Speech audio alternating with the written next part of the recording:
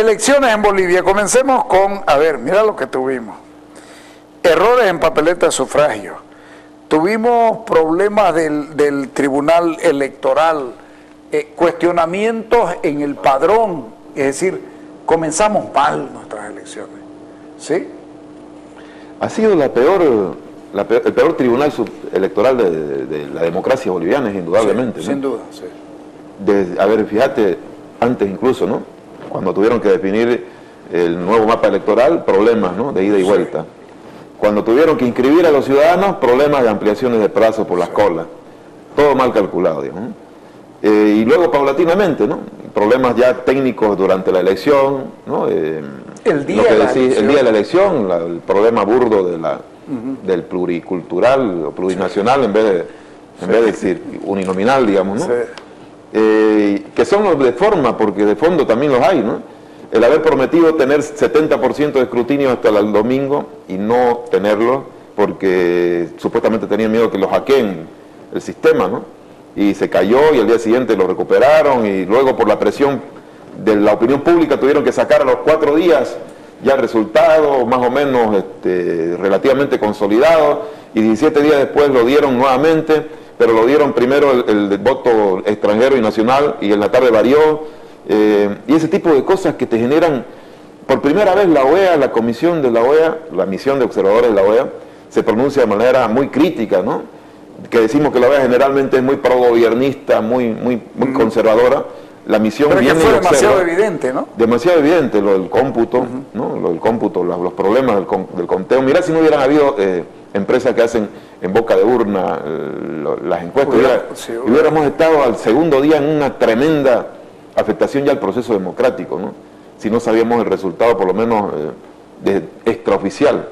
Bueno, hasta el presidente de la República o del Estado los criticó, luego se cayó cuando vio que logró los 2 tercios. Ahí también hay una interpretación muy rara de los 2 tercios para el gobierno, considerando de todas maneras que no les correspondía al Partido Verde y al Movimiento Sin Miedo el curul, porque ya además se había era nada más que la aplicación de una norma que ya se había dado. Acuérdense que Costa Obregón no llegó a ser parlamentario porque no logró el 3%, que 2 de los, Felipe Quispe tampoco, 2 de los de René Joaquino tampoco lograron ser, porque no consiguió el 3%, pero independientemente de aquello, hay demasiadas observaciones como para que uno pueda decir, yo no sé si ustedes se atreven a decir, este es el resultado real de las elecciones. Indudablemente muertos que no, votaron. Claro.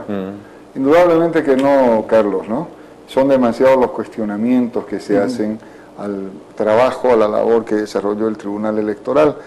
Y esto, sin ánimo de hacer comparaciones, fíjate vos, son 2 instituciones sobre las cuales el gobierno le puso mucha atención. Me estoy refiriendo al sistema judicial y al sistema, al poder electoral, al órgano electoral. Qué curiosidad, donde más se mete. Sí, y lamentablemente los resultados son cuando menos insatisfactorios, por decir algo. Primero está algo que en Santa Cruz todavía no he visto un estudio que se haya hecho a profundidad, las cifras del censo, el número de votantes, la cantidad de votantes en Santa Cruz, gente que no estaba, de acuerdo al censo oficialmente 300.000 cruceños se fueron días antes del censo, salieron de Santa Cruz. Nadie supo cómo, nadie vio en qué vehículos, pero salieron y volvieron a votar acá en Santa Cruz. Es decir, por demostrar un elemento que causa sospecha, susceptibilidad respecto a su tratamiento. Los informes de ajuste, como llamaba el Tribunal Electoral, corrección porque se habían equivocado en la suma, y sucede que sin variación, invariablemente, hacían aumentar los votos del partido en función de gobierno. Sí. No vi un solo ajuste que lo hubiera hecho bajar de votos, del nivel de votos al movimiento al socialismo. Quiere decir que todos se equivocaban en contra de cosa muy cuestionable. Tercero, el tema de el famoso argumento de que si los hackers no sé cuánto, y en definitiva tuvo que ir los técnicos del CEGIP a manejar. ¿Qué significa? Que era un proceso llevado por personas, cuando menos, no idóneas para llevar adelante la papeleta electoral, que pasó a ser una anécdota muy grande, que diga plurinominal en vez de decir plurinacional. Plurinacional en vez de plurinominal. No, era Estado plurinominal de Bolivia, decía en vez de Estado plurinacional de Bolivia, ¿no? Entonces, un error tan grosero cuando se supone estaban en la papeleta de los candidatos. Cuando se supone que para llegar a imprenta esa papeleta debía haber pasado, si uno sigue el organigrama del órgano electoral, como por no sé qué, 20 personas. Y terminan ¿no? Echando la culpa al que director de informática. Sí, sí. Claro. El director de informática no imprime, el director de informática presenta y de ahí va a otro lado. No, la verdad nadie se le ocurrió leerla, esa es la verdad. A nadie. Con ojo crítico a la papeleta. Luego, la intervención de los técnicos del CEGIP, en definitiva, al parecer los técnicos del órgano electoral del tribunal no estaban capacitados ni remotamente para administrar el software que tenían que administrar. Tuvieron que venir los técnicos. Y ojo, que tienen que administrar 600 elecciones, porque son 600 elecciones. Las que vienen son más complicadas. En marzo. Claro, las regionales y las Ahora están locales. pensando cambiar el sistema de cómputo, es lo que acaba de surgir de la reunión de Cochabamba, digamos, ¿no? Volver al antiguo, es lo que planteaban, digamos, ¿no? O sea, pero hay problemas más de fondo, ¿no? O sea, más allá de la calidad del padrón es un problema bien de fondo, ¿no? O sea, cómo se depura, cómo se construye el padrón. Han reconocido que el cambio de domicilio es uno de los principales problemas para construir un padrón más o menos transparente. ¿Y pudieron explicar el tema de los muertos? Un muerto que durante cuatro elecciones no había reaparecido y aparece en una quinta, es decir, 20 y tantos años después. No pudieron. La única explicación que han dado, que es absolutamente insatisfactoria. Yo siempre digo que un muerto que vota ya es fraude. Claro. Es que la respuesta o la afirmación del órgano electoral es de que el registro, además que hay una cosa, ¿no? Está. Pero eso lo justificó la OEA. El Ceresi, ¿no? Sí. El Ceresi, el CEGIP, es decir, todo el mundo le mete mano al tema del padrón biométrico, cuando eso hace mucho tiempo debía estar. Si creamos el CEGIP, debería estar en el CEGIP todo, ¿no? ¿Por qué tenemos una dirección de identificación? ¿Por qué tenemos una cosa? Y sucede que aquel le excusa decir que porque los deudos no inscriben el carnet de identidad de los muertos, haceme el favor, no va a aparecer 5 elecciones después. Y el que murió hace 20 años, ¿cómo puede venir a votar ahora si no votó las anteriores? ¿Alguien lo escribió? Ese es el tema. Una de las denuncias. Y te lo digo, es el caso de Chino Méndez. Claro. El caso de Chino Méndez, que todo el mundo lo conoce, o sea, no es nadie. Es Chino Méndez. Y sin embargo, él se murió y no votó en ninguna de las anteriores elecciones y ahora aparece como inscrito y como jurado de mesa. Esto es una locura. Sí. Sin considerar otras observaciones, Carlos, ¿no? Relacionadas con la norma electoral, la forma de administrarla, sí. Me refiero a las ventajas a favor de alguien, ¿no? O sea, estamos hablando de recursos, la ambigüedad relacionada con la regulación de la propaganda, ¿no? El enfoque más, la fijación más en castigar a los medios que en castigar a los excesos en la administración y las ventajas. La OEA subrayó dos urgencias, ¿no? Primero, el tema del conteo, que debe hacerse rápido para evitar cualquier incertidumbre, es una urgencia que lo planteó la OEA. Y el otro tema tiene que ver con los recursos públicos, la vieja discusión, ¿no? Si el Estado participa o no del financiamiento de la campaña. Le preocupa mucho a la OEA ese tema de las desventajas, ¿no? Y ya ni qué decir de la logística, ¿no? La capacitación de los notarios o la disponibilidad de notarios, la Corte muy rebasada, no era el suficiente número de notarios, el tema de la capacitación. Es como voy a decir, fue la peor elección. Es la peor, mira, y la situación interna del tribunal. No sabes quién es el vocero oficialmente, te habla un vocal, te habla la presidenta, se desautorizan entre ellos, sus peleas internas salen a la luz pública, el Irineo Zuna, creo que se llama, el uruguayo que ha sido cuestionado por el propio presidente, ¿no? Y hay una Pero además lo ponen aquí, lo ponen y lo impulsan desde aquí, las propias organizaciones sociales del movimiento socialismo. Claro, hay una interna muy complicada, que no sé cómo se va a resolver, digamos, ¿no? Ahorita no pueden definir la fecha porque hay disputas entre ellos, ¿no? ¿Esto opaca el triunfo del partido de gobierno? O sea, no termina de afectar el proceso democrático. Creo que al final ha sido evidentemente una victoria amplia, Sí. Pero... Además cantada, ¿no?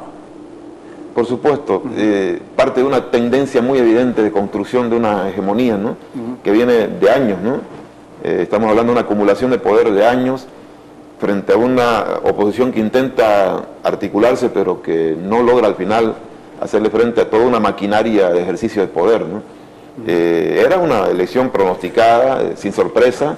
Me dijo Jaime Paz algo interesante, ¿no? Como, ¿cómo la vio la elección? Creo le dije la vez pasada que pudimos hablar, como que parecía más una fiesta ya pronosticada, decía, que una elección, ¿no?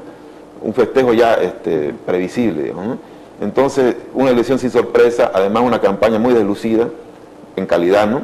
Sí. Y por primera vez... La ausencia de debate. Una campaña además con una evidente desproporción de fuerza en términos de recursos, de disponibilidad, ¿no? Creo que la que viene va a ser más compleja, sí, en administración, en gestión. Pero no se... Sí, sí. Y quizás más divertida, sin embargo, ¿no? Ajá. Más divertida, sin embargo, ¿no? Pero se podrá construir una oposición, porque no la hubo. Yo sigo sosteniendo que en este país no hay oposición. Hay muchos opositores, muy voluntariosos ellos probablemente, pero no hay una oposición real. No hay una oposición política. Alguien que pueda enfrentar la maquinaria electoral del gobierno. Leo incluso a los compañeros periodistas y a los colegas que escriben, voy a decirle colegas, a los que escriben y hacen artículos, dice, no hay chance, tiene los 2 tercios y con los 2 tercios va a ser... Viejo, no se puede desahuciar el sistema político de la manera que se lo está haciendo. Evo Morales con 5 parlamentarios logró 30 después. Marcelo Quiroga Santa Cruz con 9.000 votos terminó ganando 90.000. En la época del MNR era durísimo y sin embargo los falangistas sobrevivían. En la época de Barrientos ganó con el 60%, Barrientos. La gente se está olvidando y sin embargo había una oposición férrea. Es decir, nosotros lo estamos desahuciando el sistema político. Yo creo que hay varios factores que debíamos tomarlo en consideración. Tenemos un proyecto político al frente que busca la construcción hegemónica del poder. Y todo proyecto que busca la construcción hegemónica, lo primero que hace es asegurarse de que no tener una oposición fuerte, evitar tener una oposición fuerte. Lo que decía Tufi, comparto plenamente, es muy difícil poder dar a conocer una propuesta cuando se compiten en igualdad, en condiciones tan asimétricas, ¿no? Una tremenda cobertura a una gestión gubernamental. El Tribunal Electoral, la Presidenta dijo, no, eso no es propaganda electoral, es gestión, es informe de gestión sí, gubernamental, algo así, una cosa así, muy difícil. Pero además de eso, yo te decía al principio, en el primer bloque, que estamos asistiendo a un cambio en la política. Y una de las cosas que preconiza ese cambio es nuevamente la consolidación de lo local, de lo departamental, como escenarios políticos. ¿Crees que se traslada entonces el pleito? Así es. Entonces, como decías tú, vamos a asistir a unas elecciones más entretenidas, era tu palabra, ¿no? Más entretenidas, sí. Más divertidas. Porque va a ser es muy difícil traer, por ejemplo, al candidato del partido de función de gobierno, ¿no? Aquí en Santa Cruz, la gestión de gobierno del presidente no cabe en la venta de su imagen, ¿no? El presidente se va a trasladar a vivir a Santa Cruz, ¿no? Es probable, es probable que haya eso. Pero vamos a tener... Tiene que ganar Santa Cruz. Tenemos realidades yo creo que no solamente la oposición entiende, sino el partido en función de gobierno ha acabado por entender de que hay realidades que no se las pueden obviar, que no se puede decir, la destruyo, destruyanla y hasta ahí quedó. Hay realidades regionales, locales, que sobreviven a pesar de las agresiones, a pesar de la situación, y por lo tanto hay que consustanciarse con ellas, hay que participar con ellas, claro, para poder ejercer algún tipo Eso lo entendieron muy bien y se trasladaron, sí, y terminaron ganando Santa Cruz. Les pido un corte, dale.